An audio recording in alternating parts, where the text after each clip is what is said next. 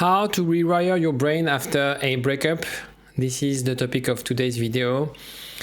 My name is Alexis. I'm a relationship therapist. I used to be avoidant and I help people having the right relationship, also helping you to deal with the breakup. And I know how difficult it is to deal with a breakup. And I know if you're watching this video, you want to know, okay, how can I change this experience? How can I use this experience to transform, to grow? Because that's what happens after a breakup. If you do the work, if you use this breakup as a catalyst for growth, this is what will happen. And what's fascinating is, in a way, you can affect the design of your brain, how your brain will respond, the pathways, the neural pathways, when it comes to attachment, when it comes to intimacy. It's fascinating, and I'll explain everything after the jingle. So what's going on in your brain when we break up with someone important? First of all, if we look at the Eisenberger study, the same area in the brain that activates physical pain is activated. There's an element in terms of the dopamine and oxytocin, a drop in those molecules, causing symptoms very similar to withdrawal symptoms. So what's going on here is that we crave our ex. That's why after a breakup we often clingy, we protest, because we are in shock, trying to get the fix, trying to get back to this addiction. Also, what's going on, because we lost something, we lost our primary attachment figure, that's how we call it in attachment theory. We ruminate on the things, right? We reinforce the negative neural pathways. So when you have an anxious attachment style, what it means is you have this deep fear of abandonment. What's going on here is that we're going to overwrite again and again on those negative view of ourselves. What you have to do is to go no contact, to stop and basically cleanse yourself from this toxicity. When you're in touch with your ex after a breakup and you clearly see that it's not working out, you can't repair the relationship at this stage, going no contact will give you the balance that you need to rebalance your level of dopamine and oxytocin, to feel less in pain, and to break this cycle of reward that we have when we break up with someone. Now, the good news is you can rewire your brain, and I'll explain how to do it in a second. The point is, your feeling, your experience is normal. It's not a question of being weak, of being anxious. It's totally normal.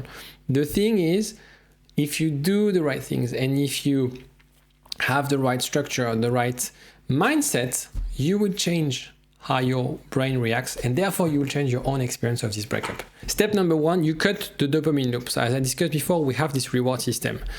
The ex is the dopamine source. So basically what you need to do is to cut any connection with your ex. So social media, texting. The thing is, when you text your ex, what's going on is that you get a hit of dopamine, and then you resent, you're anxious, waiting for what to say, analyzing the text, or when you're sending something, you're waiting for them to reply. This becomes that cycle that you really want to avoid. You want to feel better. So no contact, mute, unfollow if needed. And that dopamine, how do you get this dopamine? So you have to replace your ex as the main source of dopamine. Diversify your source of dopamine with exercise, hobbies, social activities, novelty. Novelty is the best way for you to get that rush of dopamine. Learning something new, doing exciting things is the best way to get that hit of dopamine. And it's very interesting, because people I help who've been in long-term relationships who feel like, okay, I took my partner for granted.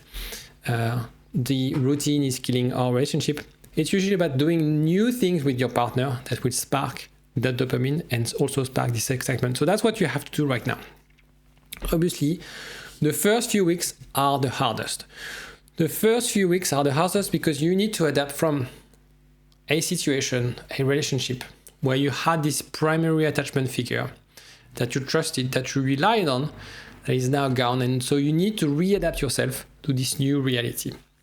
But over time, if you are consistent, if you have the right parameters, the right structure in place, the right process, the right support system, slowly but surely, you're going to rewire your neural pathways around that security, around that trust, around that self-care, that self-love that I will describe in the next steps. So step 2 is to rewire attachment pathways.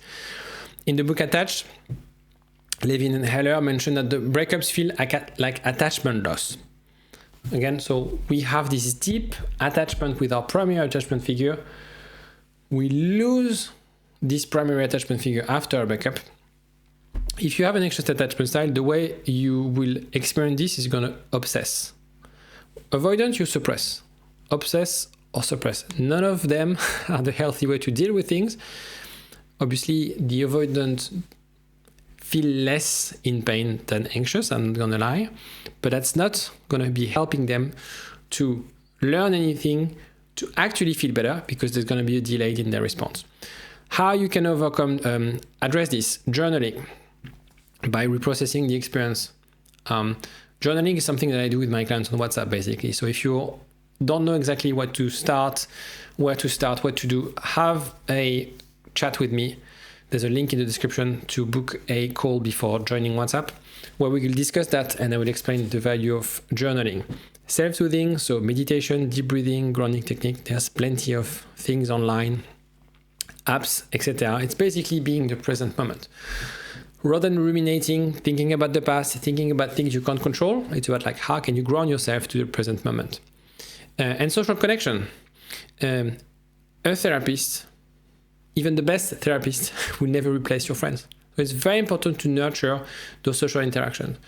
And maybe get in touch with people you haven't talked with for a while. Your brain will adjust. Your brain will adapt. Yes, at the beginning, there's a few weeks of adaptation, but at some stage, that will become that new normal and that will replace what we discussed about this intake of dopamine from other activities that will also bring a sense of meaning and purpose. Yes, you lost this attachment figure, but you will replace it with also something meaningful. You're never going to replace an attachment figure with hobbies and going to the gym and stuff like that. But right now, as a way to rewire your attachment, to build that emotional safety, to build that belief in terms of independence, if you have an extra attachment style, that's the right way to do it. Focusing on secure attachment style is what you have to do, not around the past wounds, okay? It's very important because people like to dwell on the past. Okay, we, in a way, don't care about the past. It's important to understand. It's important to know the root cause. But then from that, what can you do today to detach yourself from those wounds? And so step number 3, you create new neural pathways. As I said, your ex is not anymore the source of your happiness. It's not anymore the source of security. That's why you need to try new things. As I said, exciting things, travel, skills, change your routine, physical movement. See it as a package. You need to be able to tick all those things and find what works for you. Maybe it's tennis, maybe it's working at a gym, maybe it's CrossFit, whatever, but find ways to be active. Visualization is also very important. Different ways of doing this, whether it's hypnotherapy, so I do a bit of hypnotherapy as well. It's like really, what's the ideal relationship? What do I need? And visualize, seeing clearly your new reality, your upgraded life, basically. Also, affirmations, that sound a bit cliche, but actually, I'm going to make a video on this. It's proven to work. And it's about replacing the negative self-talk with positive self-talk. And again and again, having those affirmations on a daily basis will rewrite the neural pathways, will override the neural pathways. The whole point, and again, find your interventions, find the things you want to implement. The more you focus on you, the less your ex will have a hold on you. Okay? It's not about moving on, it's about, as I said, upgrading your brain. It's about finding ways to be more secure, more independent, more stable. And then, once you have that, trust me, you're going to find the right relationship. Trust me, you will be attractive in the sense of people will want to spend time with you, will want to engage with you, will want to share time with you, and you're not going to be fighting for attention, second guessing what your partner wants, or feeling that you're walking on eggshells because you have a set of needs.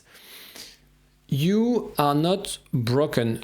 The reason it's hard is because your brain is healing and adapting. And that's a normal response. What will make you feel better is implementing those small habits. It's not about action, it's habits, because habits is something that you do consistently. That would rewire your brain. Understand as well that healing is not just being no contact, staying at home, watching my videos. Watching my videos is great. And actually, if you like those videos, please subscribe. That does help me a lot to reach out more people. But healing is not active. Healing is active, sorry. It's not passive. So it's not a question of like waiting. Time will heal all wounds. No, that's not true. Time helps, but time alone is not enough. You need to have the right support system. You need to have the right habits. And one day, it's funny because it really happens like this. One day, you'll wake up and you won't look back. One day, you'll wake up and you feel, I'm free. You wouldn't feel like it was easy. You'll feel like, now I get it. Now, I'm finally happy to be where I am. Now I'm finally confident I could date. I'm finally confident in myself. I'm free. I'm not ruminating anymore. I'm not dwelling on the past. I don't feel the loss. I don't feel like I need to check my phone every 5 seconds to see whether my ex wrote to me. Now I finally close that chapter. And this is my closure. This is my happy place. I can guarantee you, if you follow what I just said, you will get to that point. Trust me. And if anyone watching this video is already at that stage, please let us know in the comment section. I'll be amazed, and it will be amazing to have and see success stories here to boost people's confidence. I hope that was helpful. Again, if you like what I do, don't forget to subscribe and like, and I'll see you next time. Take care.